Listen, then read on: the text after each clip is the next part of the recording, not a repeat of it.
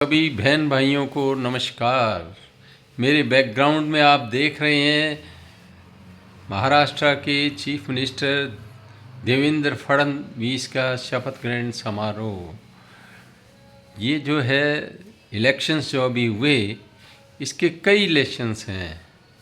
इसमें ये बात सिद्ध हुई कि उद्धव ठाकरे अपने पिता की विरासत को ठीक से नहीं संभाल पाए, और जबकि अभी शिंदे ने उनके पिता के नाम से बाल ठाकरे के नाम लेते हुए शपथ ग्रहण की है।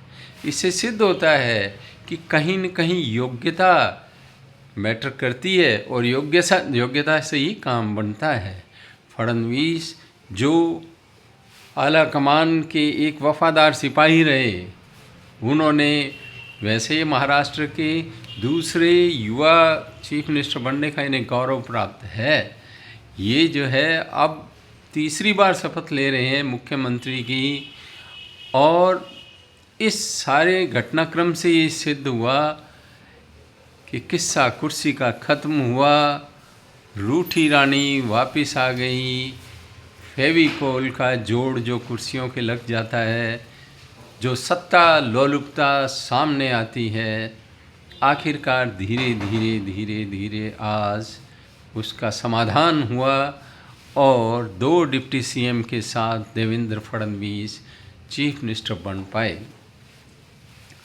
इसके साथ साथ महाराष्ट्र के अंदर जो ये घटनाक्रम हुआ, उससे ये सिद्ध होता है कि अति सत्ता लोलुपता हमेशा निरादर करवाती है, और परिस्थितियों की ठीक से समझ न होना।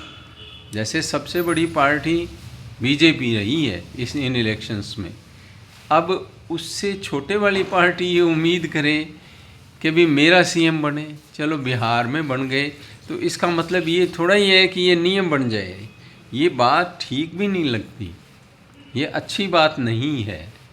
जो निष्ठावान है, जो विनम्र है, जो लगातार मेहनत करते रहे हैं इलेक्शंस में, क्या ऐसे देवेंद्र फडणवीस को चीफ मिनिस्टर नहीं बनना चाहिए? और चीफ मिनिस्टर की कुर्सी क्या एक ही व्यक्ति के नाम हो जाती है कि दूसरा उसके लिए आएगा ही नहीं? लेकिन फिर भी बुद्धिमत्ता प्रिवेल की, और शिंदे साहब ने चीफ मिनिस्टर रहने के बाद डिप्टी सीएम का पद स्वीकार किया। ये भी सदा सहता है कि उन्होंने परिस्थितियों को आखिरकार समझ लिया, और वरना फिर क्या होता और स्थितियां खराब होती और उनके लिए खुद के लिए आत्मघाती होती। तो ये जो आज का शपथ ग्रहण समारोह है, ये दर्शाता है कि अनावश्यक रूप से रूठना, अनावश्यक रूप से दबाव डालना, अपने आप की स्थिति को न समझना, ये बड़ी ही गंभीर समस्याएं हैं। महाराष्ट्र भारत का एक बहुत ही महत्वपूर्ण राज्य है। यूपी के बाद राजनीतिक तौर पे सर्वाधिक महत्वपूर्ण राज्य महाराष्ट्र ही है, और महाराष्ट्र के अंदर मराठाओं का वर्चस्व रहा। इस बार गैर मराठा चीफ मिनिस्टर बने हैं, ये बड़ी अच्छी बात है। कोई एक समुदाय का भी किसी चीज़ पे बिल्कुल एकाधिकार हो जाए, ये उचित नहीं है। सभी समुदायों को, सभी वर्गों को समय समय पर प्रतिनिधित्व मिलना ही चाहिए, और ये घटनाक्रम बहुत अच्छा है, जिसके लिए महाराष्ट्र की जनता तो बधाई की पात्र है ही है। हम लोग भी बधाई के पात्र हैं कि हमारा देश इससे सिद्ध होता है कि प्रजातांत्रिक व्यवस्था को बनाए रखने में सक्षम है। और देखो, बंटोगे तो कटोगे, एक हो तो सेफ हो, ये नारे लाडली महीना, विकास और स्थितियों की समग्र स्थिति ये अत्यंत आवश्यक है।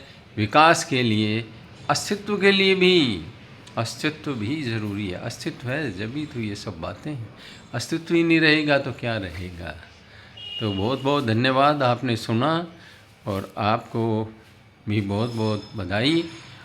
और पसंद आए तो लाइक, शेयर और सब्सक्राइब करें। धन्यवाद।